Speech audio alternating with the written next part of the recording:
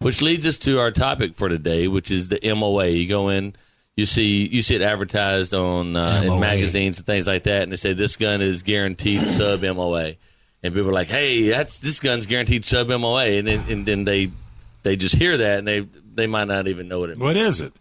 Well, MOA stands for minute of angle, and the average person will tell you that a minute of angle means 1 inch at 100 yards. So if it says a sub MOA, that means that you can fire 3 shots out of a bench, out of a vise, whatever, and the shot grouping will be smaller than an inch at 100 yards.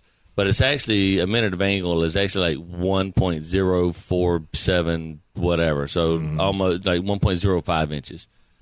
But for argument's sake, it's just an inch at 100 yards.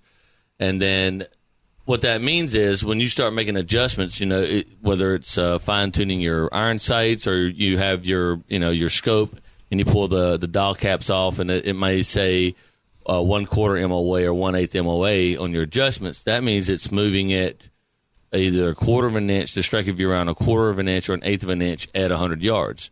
So when you come less than 100 yards, then you add up, and then when you go further, then it changes it out that way too. So an inch at 100 yards would be 2 inches at 200 yards, or half an inch at 50 yards. So this is like dynoing your rifle. Absolutely, it's like dynoing your rifle. Because if you don't, if I don't put it automotive, I can't figure it out because you got to have a baseline. Yeah, you get a baseline, and so when people buy, rifles that do not already have that doesn't already have a scope on it, or even scope rings, or even a mount, it's important to know at what distance you want to be shooting. If you're going to be shooting at 600, 700, 800 yards, 1,000 yards, something like that, then you want to make sure that your base that you put your rings on is at least what's called a 20 MOA base.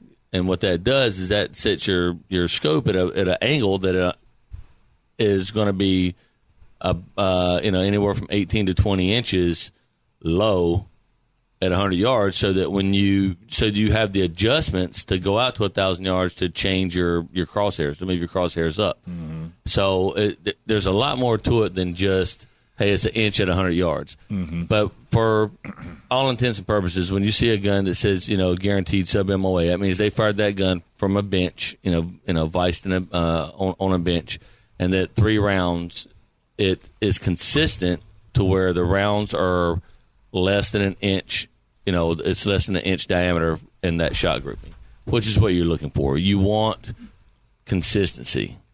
Because if it's a big pattern at 100 yards, then it's going to be even that's going to be yielded, multiplied the further out you go when you're shooting. Now, why wouldn't a gun be, or what do they do? What are they actually talking about? Is it barrel quality, or what exactly are they? All of the above. It's barrel quality. It is, we talked about a couple of weeks ago. We talked about glass bedding and double lugging. It's everything that's going to keep that rifle, that firearm, consistently doing the same thing over and over and over again. A lot of these guys like to take these M1As and they put them in these weird chassis like a Sage EBR stock or something like that, and they look cool and they're great. However, when you take them apart, put them back together, there's some screws up there near the gas block, and if you tighten the left screw at 31 inch-pounds and you tighten the right screw at 29 inch-pounds, now this rifle is going to start shooting differently this time versus when you had it put together the first time. And this is all you're not even talking about human error. This is all just mechanics. This is all mechanics. Yeah, I mean, I could still be slapping the trigger or whatever. Right, yeah, which is going to be, you're not practicing that that proper follow through. You're not, slowly manipulating that trigger from the front to the rear without interrupting sight alignment, sight picture. You pull one shot on an exhale and one shot on an inhale. All these if you're doing all these different things, and being less consistent, then your shot pattern is going to get bigger and bigger and bigger.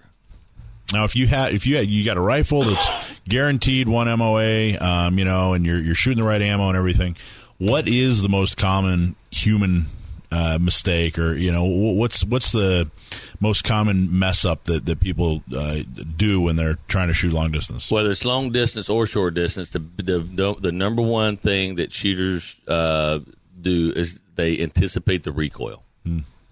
For some reason, they try to offset that recoil. Especially whether it's a handgun and they feel that gun jump in their hand, so they anticipate and push down the barrel, or in a rifle as well.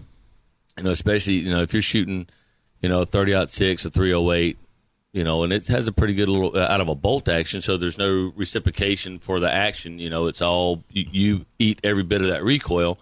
If you're not used to it, or you're not ready for it, that first shot might scare you. So all those shots after that might be consistently low because you're leaning forward, you're anticipating that recoil, you're not letting the recoil happen. And these bullets are traveling, let's say a 308, that might be traveling at 3,200 feet per second, coming out of a 22-inch barrel. So, you might be fast, but by the time you feel the recoil, the bullet is gone. It's through the target. There's nothing you can do about it. Right. By the time you feel that. The horse has left the barn. The horse has left the barn. So the biggest deal is people anticipate recoil. It would be the number one thing, and then number two is they're not following through with all their fundamentals. So you may have the greatest fundamentals, but if you slap you hit the trigger and let your finger off the trigger during that shot, then you are manipulating that rifle improperly. So what you want to do is hold that, manipulate that trigger from the front to the rear slowly.